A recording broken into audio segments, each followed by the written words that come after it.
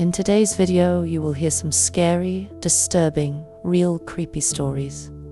If you like my content, do like and subscribe. I am creating content to try to raise funds for my dad's treatment. So if you want to support his ongoing battle, the GoFundMe link is in the description section below. Thank you so much for being here. And now let's get started. Story 1. About 2 years ago, I was driving home from a family reunion late at night. The drive was about 2 hours, and I didn't stay the night, because I had to be back for work the next day. Most of the drive was along roads with dense bushes and trees on either side, the kind you see in creepy movies. I had been driving for about 45 minutes when I suddenly started to feel really tired. You know how sometimes fatigue hits you out of nowhere? Well, that happened to me. I knew I wasn't going to last much longer, but I couldn't find a safe place to pull over and sleep. After it became clear that I wasn't going to find a good spot to stop, and with my tiredness getting worse, I did something questionable. I pulled over to the side of the road, onto the grass, behind some bushes, hoping to hide my car from anyone driving by. The road wasn't completely empty. Other cars would pass every few minutes. But I made a mental note that the time was 11:22 p.m. and then fell asleep. Sometime later, I woke up to a scratching sound. I looked at the clock, it was 11:50 p.m. The sound stopped after a few seconds. Still really tired, I didn't bother looking around and just went back to sleep. About an hour later, I woke up again to the same scratching sound. This time, it was 12:40 a.m. and the sound didn't stop. It really freaked me out. And although the thought crossed my mind that it could just be an animal checking out the car, it didn't explain why it had come back an hour later. I looked in my rearview mirror and managed to catch a glimpse of something running into the forest. At that moment, I remembered the urban legend about the hook-handed killer who scratched a couple's car and then attacked when they got out to investigate. That was enough for me. I decided to get the hell out of there. About 100 yards down the road, I came around a bend and saw a car parked on the side with the driver's side door open. I slowed down to check if anyone was inside, but there wasn't. Just as I looked in my rearview mirror again, I saw a man sprinting around the corner, shouting, "Hey, you! Get the fuck out of your car, now!" I hit the gas and sped off, not looking back. I never saw the guy again. Moral of the story? Never sleep on the side of a deserted road. Story 2. A few summers ago, I went for a bike ride around midnight with a friend. We went our separate ways at the end of the evening, and I had about 2 blocks to ride back home by myself. Because of construction, I had to ride on the sidewalk, but the streets were dead, so it wasn't a problem. That is, until I was about to turn left onto my street. There was a man walking by himself, maybe in his 40s, a little scruffy but not homeless.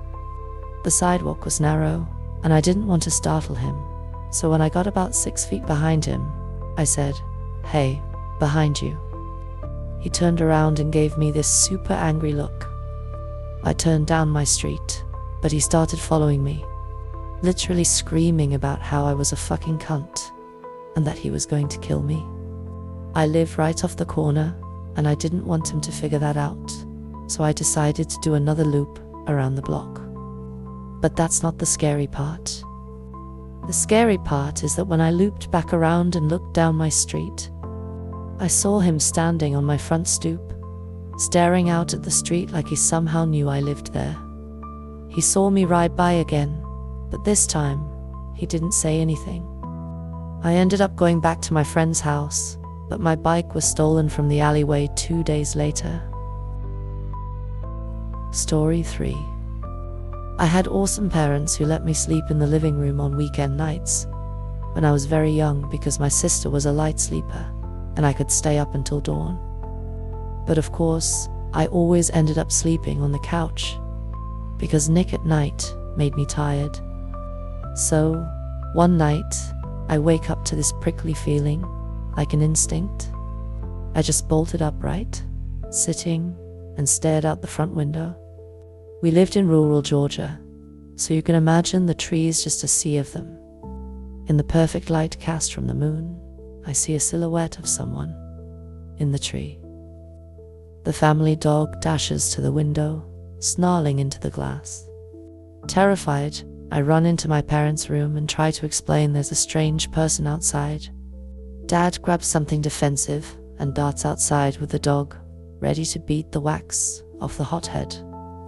I'm trembling in Mama's arms until Dad comes back inside, saying he saw no one and telling me to go back to bed. I decide to sleep in my regular bedroom and fill my sister in on what happened. Dad is making regular rounds in the house with a cup of coffee.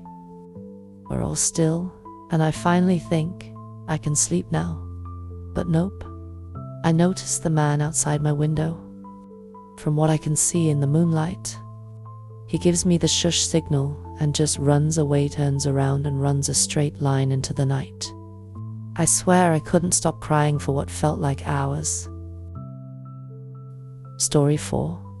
My house sits farther back on the lot than most others. It's a strange layout. The sidewalk runs the length of the living room and ends at the front porch, which leads into the living room. Large windows that don't open allow great light in, but offer no privacy. The rest of my family was on vacation, and having the house to myself, I decided I'd get smashed. I passed out on the couch in the living room around 9, too scared to walk back to my bedroom. The couch is right beneath those big windows. I woke up suddenly, not knowing why. I had a severe case of chills, and I couldn't figure out the reason. Then the banging started. It came from right above me. I didn't move, but I opened my eyes and looked up at the window. Someone was standing there, pounding on the glass. Without moving, I glanced at the cable box. It was around 3 a.m. The banging continued. Then it stopped, suddenly, but I still didn't move. And then it started again, coming from 2 different directions now. Someone was banging on the window, and another person was pounding on the front door. They kept at it, they wouldn't go away. Finally, after about 40 minutes, they stopped. It's the most terrifying event I can recall at the moment. After that, I was a nervous wreck. The next day, I called a friend to see if he'd stay for the rest of the week. His response, "What the fuck for? So we can both be murdered in our sleep. Thanks a lot, asshole." Story 5. I was 17 and had just gotten my license. Back in high school, my friends and I made it a mission to find abandoned houses to throw parties in. We had a few good candidates, but the motherlode was this house I would pass on my way home from work. It was an undeveloped shell of a huge home with a large property in the back. I told one of my friends about it, and one day, before we went to see a movie, I took him to the house. It was about dusk in summer, so I had my headlights on. I pulled into the front of the house, and we were there for maybe 10 seconds tops, before we pulled back to head to the main road. A minute later, this big truck pulls up behind us, with its high beams on, riding our ass. My friend and I noticed it, but didn't think much of it as we continued back to the main road. At the light, I turned right, but the truck cut through a gas station on the corner and blocked us off. Out of the truck comes this big hulk of a man, and my friend and I are shitting our pants. He raps on the window, and I roll it down. The freakiest part is that this was a busy road, but suddenly there wasn't a single car in sight. He asks us what we were doing at the house, and I quickly lied, saying we were just making a U-turn ... He stares at us for a few seconds, smiles, and sends us on our way. To this day, the house remains unfinished, and I'm convinced it's part of some drug operation. Story 6. When I was about 10, all of my cousins and siblings were over, about 10 of us all together. The parents and grandparents were out for an adult dinner, so it was just us kids sitting around, watching movies. Out of nowhere, the house shook, and there was this massive flash coming from the backyard. It felt like a bomb had dropped. We all heard it, felt it, and saw it. As a pack, we ran into the hallway, scared out of our minds. The older cousins debated calling the police, but decided to call our parents instead. After a few minutes, we worked up the courage to go back into the living room, armed with whatever we could find as weapons, just in case. After about half an hour and nothing happening, the parents finally came home. They thought we were crazy. There was nothing wrong with the backyard, and none of the neighbors reported anything. It's been 10 years, and we still talk about it, trying to figure out what the hell it was. That's by far the scariest thing that's ever happened to me. Story 7. This happened to me last summer when I was staying at my parents' house during the holidays. It was around 3 a.m. and I was in my room on my computer when I got a call from my sister. Now, that was already a little weird because my sister's room is just down the hallway from mine, and she could have easily come in to talk to me. I reached for my phone to answer, but the call ended just before I picked up. I figured she needed something, so I got up and went to her room. As soon as I reached her door, she started screaming that someone was in the room with her. I busted in, but of course, there was nobody there. After she calmed down, she explained that she woke up to see a dark shadow just centimeters from her face, and that's when she screamed. Then I told her that she called me, but she said her phone wasn't even in the room, it was downstairs in her purse. Sure enough, her phone was still in her purse when we checked. The weirdest part, I had the call logged on my phone, but she had no record of it. We never managed to explain that one. Story 8. I was delivering a hot tub to a contractor in a fancy gated community near Branson, Missouri. When I arrived, the construction workers were in charge of telling me where it needed to go. The hot tub was supposed to be placed on the 4th floor balcony, but because of the way the house was built, the 4th floor was actually the ground floor, and the other 3 floors were on the side of a hill. The driveway was level with the entrance to the 4th floor, which sounds strange, but it made sense in the layout. There was a lot of construction going on, and to get the hot tub onto the balcony, I had to build a ramp, take it down into the yard, up another ramp to the porch, through the living room, out the back patio doors, and finally onto the deck. The problem was, the deck was unfinished. A huge section of the decking was missing, and they had only installed enough for me to get from the patio doors to the far corner where the hot tub would sit. No railings, and it was a 4-story drop. The hot tub weighed 900 pounds. The construction workers volunteered to help me, and we managed to get it across the narrow plank of deck into the corner. It was standing upright on a dolly. Laying it down isn't too hard if done right. To just tilt it, bring it down to your lap, grab the strap, and lower it carefully. But because the deck wasn't finished, the contractor wanted the tub to stay standing. This made things trickier. To get the dolly out from under it, I had to put blocks under one side of the tub, tilt it, pop the strap, and free the dolly. But the deck was so narrow, I had no room to do this safely. We had to lean the tub even more toward me, which left me standing just inches from the edge of the deck. My heels were practically hanging off. We were inches away from freeing the dolly when one of the workers got impatient. He kicked the corner of the tub to dislodge it. It worked, but I hadn't set my feet yet. I shouted, "I'm falling," and started losing my balance. My arms flailed as I bent backward, my heels slipping, and I could see the drop below. I was certain I was going over. But then, just as I felt myself falling, something slammed me into the bottom of the tub and stopped my fall. I had no idea what had saved me. The dolly was finally removed, and I stood there, hugging the tub. Turns out, the one worker who hadn't been much help had already secured one end of the strap to the house. When I fell, he pulled it tight just in time, and saved me from going over the edge. I would have been dead if it weren't for him. I thanked him by sending him and his family on a vacation to Breckenridge, Colorado for Christmas. It was a trip I had been saving for to surprise my wife and daughter, but I figured he deserved it more. And since they didn't know about it, no harm done.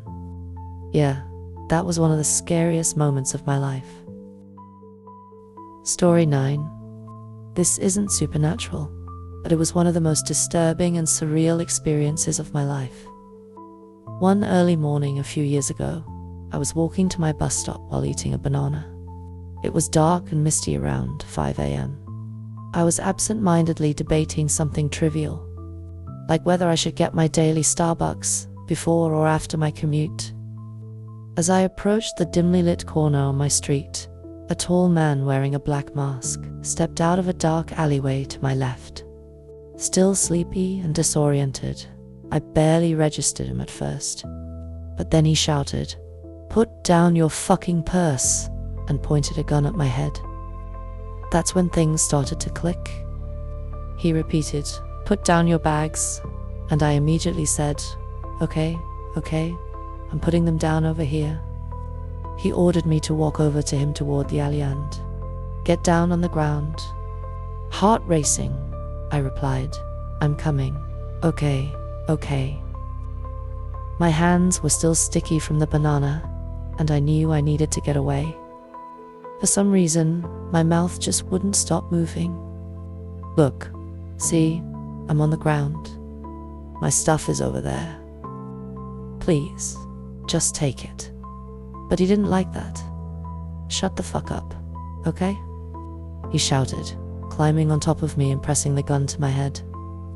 At this point, I should mention that I was on my way to coach a high school practice and was dressed like a guy, baggy pants, a hat, and a jacket. If not for my voice, I could have passed for a teenager. But as the man got on top of me, I swear I saw a moment of realization. It clicked for him that I was a woman. He stood up, pointed to the dark alley, and said, "Come with me." My stomach dropped. I knew there had been a string of sexual assaults in the neighborhood recently. My internal voice screamed, "There's no way in hell you're going down that alley without a fight."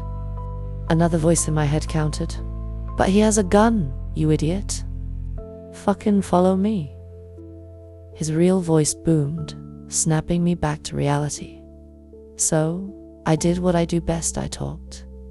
"I'm coming. I'm following you," I said. And then he made a crucial mistake. He believed me.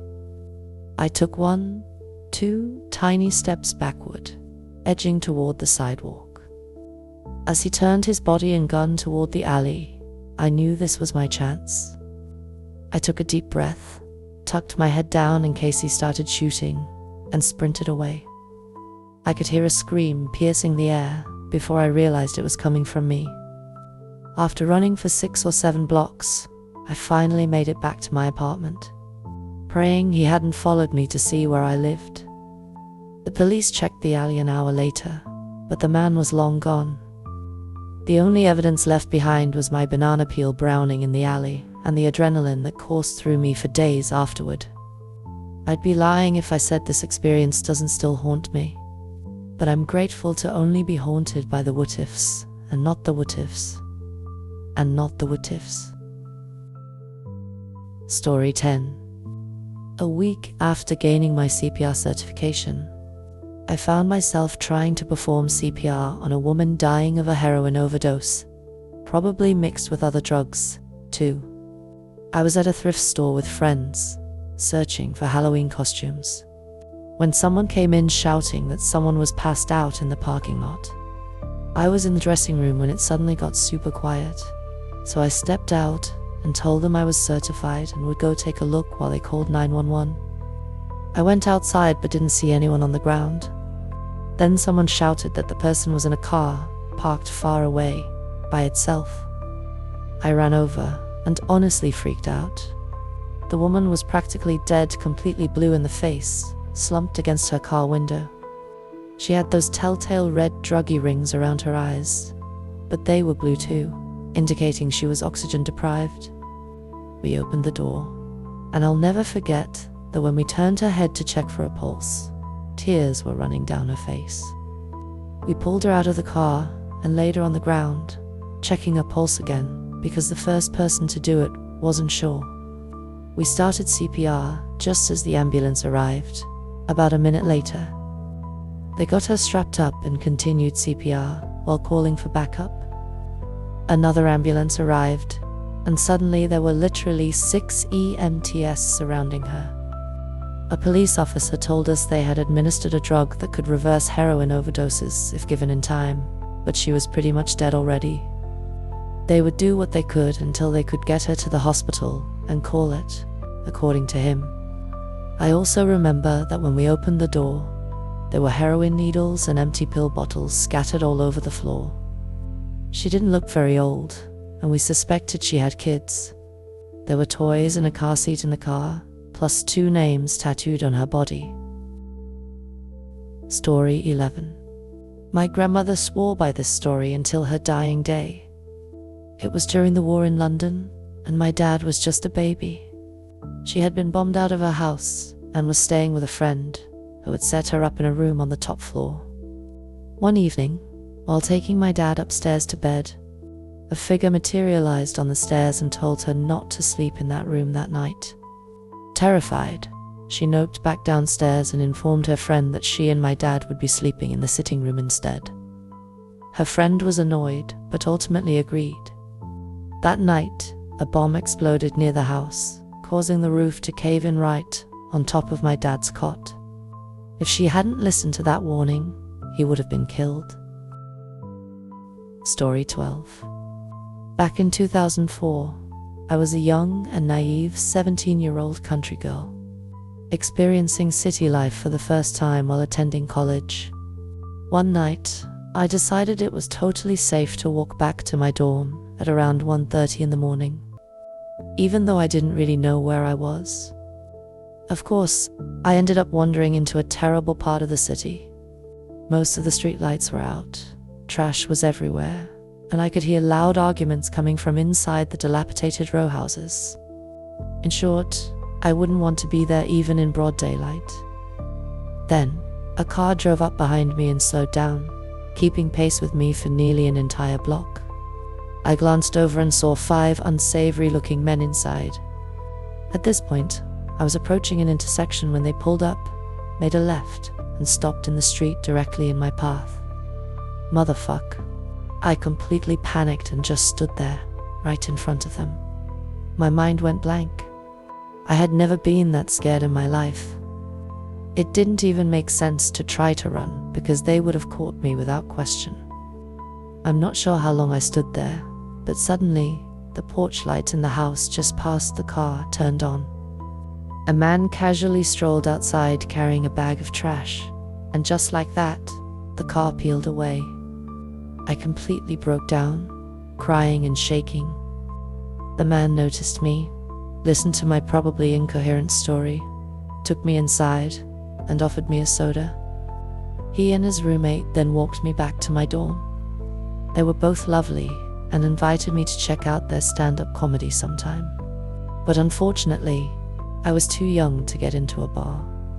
I never saw them again and don't even remember their names. But I feel pretty confident that if that guy hadn't decided to take out his trash at 1 a.m. on a Saturday, my life would have taken a really bad turn that night.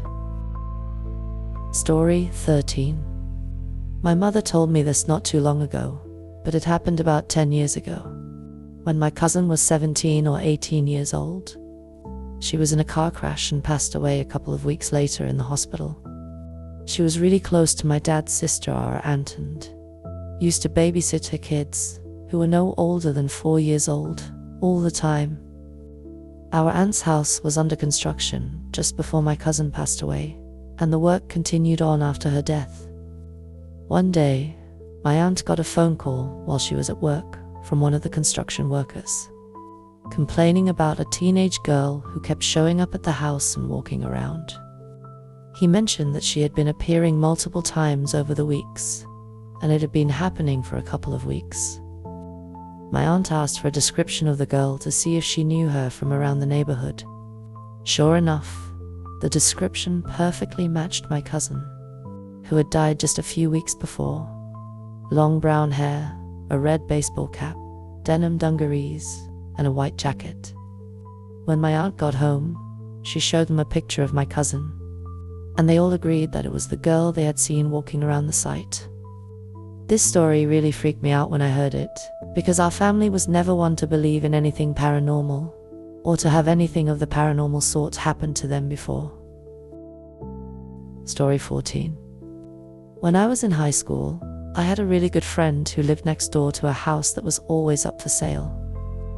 People would move out in the middle of the night without a word, and it hadn't had the same owner for more than 6 months straight for a couple of years.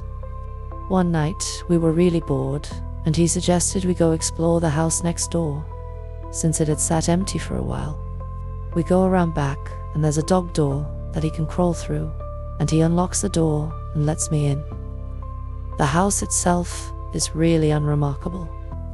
It looked like it was built in maybe the 1950s, and was a craftsman-style house in an older, nicer part of town. My friend's house was similarly built. The kitchen had a really nice built-in breakfast table set against a picture window. The house's electricity was off, but you could see the streetlight through the window. My friend and I sit down on the floor across from this table and are just hanging out, talking. Why? Who knows? All of a sudden my friend screams, and in that instant, my vision goes black. But it wasn't that I just couldn't see. My body was engulfed in this sickly coldness from head to toe. I start screaming, and I feel my friend's hand grabbing mine and pulling me in some direction forcefully. My vision slowly comes back, and I start to warm up when I realize that we're outside under the streetlight. It was December and should have been much warmer inside of that house. Finally, I look at my friend, and he looks scared. I'm really confused and kind of panicked myself, and finally ask him what happened. He says that as I was talking, a black ... thing, this figure that was all black and only had the vague shape of a girl, crawled out from under the table and sat on top of me. Apparently I started groping around with my eyes wide open, like I couldn't see, and he was so freaked out he pulled me out of the house. We're still friends, and we bring it up every now and then, but the story itself never changes, and it still sends chills down my spine. To this day, I've never felt such blackness or coldness in my life. It was palpable, almost sticky. For a couple of days afterward, I couldn't shake this unsettling feeling, and I could never walk past that house again. Oh, I'm scared to get out of bed now. Story 15. When I was about 7, my 2 brothers and I were playing in an area that was used as an unofficial motocross place. For some reason, we decided to dig a tunnel. Being the extra smart kids we were, we spent a few hours digging about 6 feet in and 2 feet high. I was right up at the face when, suddenly, the tunnel collapsed. It was all dirt, with no supports. My world went instantly black and hot by hot. I mean furnace hot. I couldn't move a muscle from the weight of the soil completely enclosing me. I started to panic, as you do. Everything began turning red, which I guess was blood being forced into my head. Each breath became harder as the soil constrained me more and more. Even though my hands were near my face, I couldn't move my arms to clear the dirt around my head. I started breathing in dirt, which made me cough. This caused my stomach to contract, and then I couldn't draw a breath at all. But that's not what made me panic. The total darkness turning red, combined with the incredible heat, made my young mind think I was going to hell. I don't know how long I was buried, but it seemed like an eternity. Suddenly, I felt something grab one of my feet. My brothers had been frantically digging through the collapse to pull me out and finally managed to reach me and pull me free. We never told our parents. I just went home and got hosed down. That is all for today.